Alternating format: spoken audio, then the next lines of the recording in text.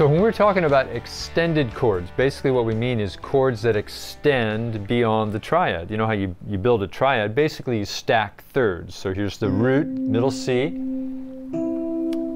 There's your triad. Now before we stacked on an additional third and we got to the seventh. Now what we're going to do is we're going to continue stacking thirds. So we've got root third, fifth. There's your seventh. You can add a ninth. Another third gets you to the 11th. Another third gets you to the 13th. So these extended chords we're going to talk about are ninths or 11ths or 13ths. Now at this point, a lot of students will say, you know, where is the end of the universe? How much farther can we go? The good news here is this is pretty much as far as you go. Because look what happens. When you get up beyond the 13th, you add one more third to the top of that, you're right back to the C where you started from. So pretty much after we talk about these extended chords, the ninths, the 11ths, and the 13ths, that's as far as you go. So if you think about it that way, you've pretty much looked at every conceivable option there is. So let's start with the ninth. Now as we said, add one more third to your seventh chord and you've got a ninth. Now you remember when we talked about sevenths, there were three main types. There's the major seventh, there's the minor seventh, and there's that special dominant seventh, which is major triad, minor seventh. Okay, so the rule is when you call a chord a C9, you're implying the fact that all of the thirds that it took to get up to the 9 are included, which means the seventh is included. So we got to go back to that whole discussion we had about the full name versus the shorthand name. And here it's really easier. We're into that mode of sight words again, and these chord symbols are kind of like sight symbols. You just have to look at the symbol and realize, because now the full name, of course, is getting huge. You'd have to describe this chord, for instance, as a major, major, major 9 chord. That's just kind of too much. So basically, this is just a C major 9 chord, or a C minor 9 chord, or a C dominant 9 chord. Now you remember we were talking about C add 2, C add 9? This is that C9 we're talking about. When we say C9, this is just something you got to remember. We're talking about C dominant 9, right? That's the major triad, the minor seventh. So this is James Brown, right? That's the C9 chord. This chord is C major 9. So in other words, if you don't say C major 9 or C minor 9, it's implied when you say C9, it's the dominant version, right? Now, the places you're going to find these, obviously C major 9, you know, this is sort of, this is like a ballad, sort of a plush, you know, love song chord. Minor 9 chords are really common. Sing with me, how great. You could add the ninth to that. Major 9. Let's look at this for a second. Think of C major scale and building the triads on every note of the scale. Remember when we did that? There's a chart in the book that shows you this, but I'll tell you, the major 9 chords happen on 1 and on 4. So in the key of C, you're going to find a major 9 chord on C and on F. The minor 9 chords happen on 2, which is D,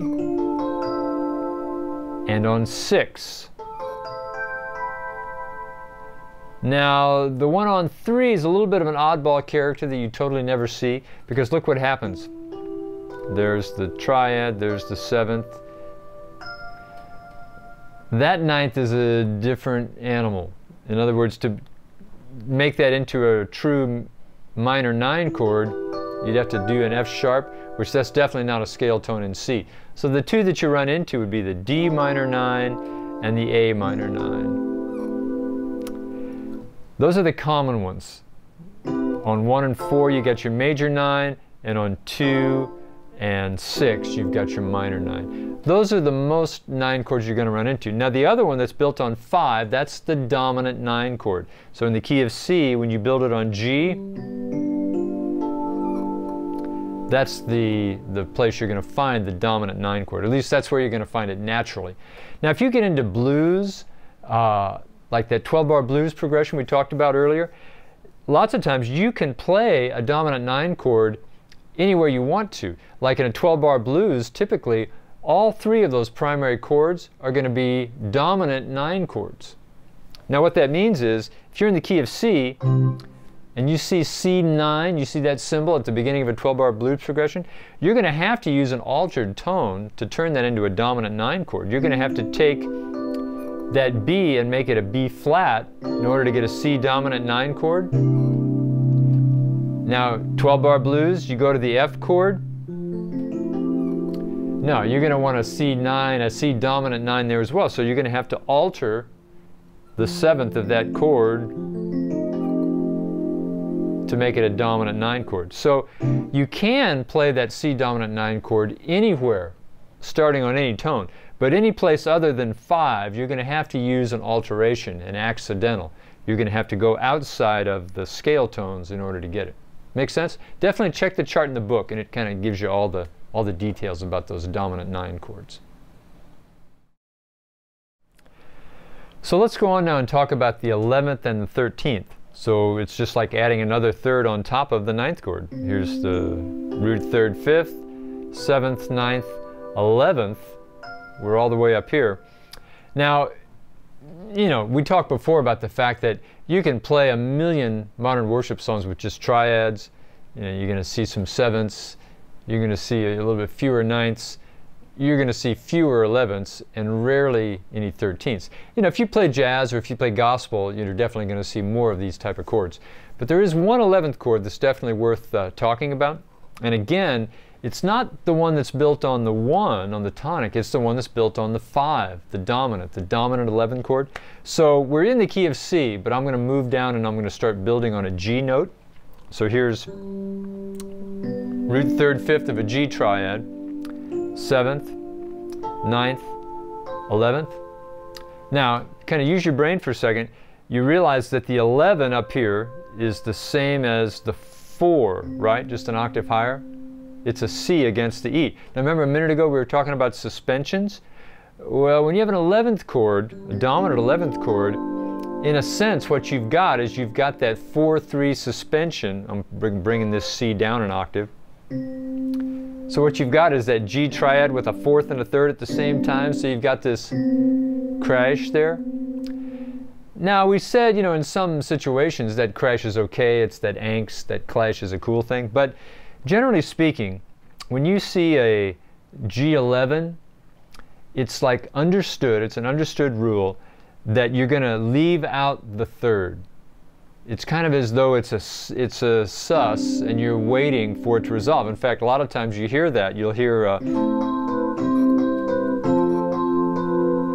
G11 resolving to regular G. You know what I'm talking about, like at the end of Shout to the Lord? Nothing compares with the da-da-da, G11, regular G resolving to the tonic. So just when you see G11 or any 11th chord, understand that the 3rd is omitted to avoid that crash with the 11. Now another thing about this chord, a lot of times a shorthand is used. They'll write this as a slash chord because you notice, check this out, when you start building 11 chords, you've got a 6-note chord. There's your 3-note triad, 7, 9, 11. Now look what the 7, 9, 11 are. Let's pull these out for a second. The 7th and the 9th and the 11th are actually an F triad all by themselves. You see what I'm saying? Here's that root, there's the G triad, 7, 9, 11. It's an F triad all by itself. So a lot of times what people will do is they'll just write this chord as F over G. They'll write it as a slash chord. So basically these days, F over G is the same as G11, exactly the same chord. Now you can say, well, what about that D in there? Sometimes you might even see D minor 7 over G. It's the same thing. It's a G11 chord. But the main principle is you omit the third. And oftentimes you'll hear that 11 resolve to the third. I mean, that's a really typical authentic cadence. So that's by far the most common 11 chord that you're going to see. It's that dominant 11 chord. Now, there's a chord called a sharp 11 chord, which basically the place you're going to hear that is at the end of like a gospel song or a jazz song. You know.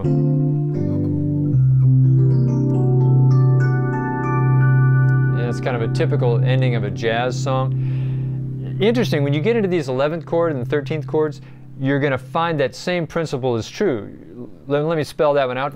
Here's the C, E, G, 1, 3, 5, dominant 7, 9, sharp 11.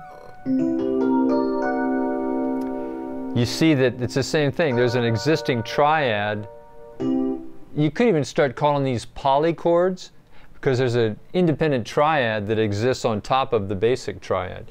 For instance, if we go on to 13ths, let's just touch on those for a minute. There's that sharp 11. If we add the 13th on top of that, you see where there's an independent D major triad sitting on top of this C triad.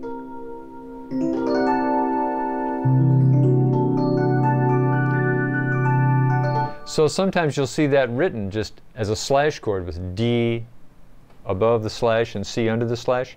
We're going to talk more about these kind of chords later. If you do any playing in gospel music or any jazz, that's where you're going to start to run into some of these upper tonality chords, they're called sometimes. We usually call them extended chords, basically chords that extend beyond the octave.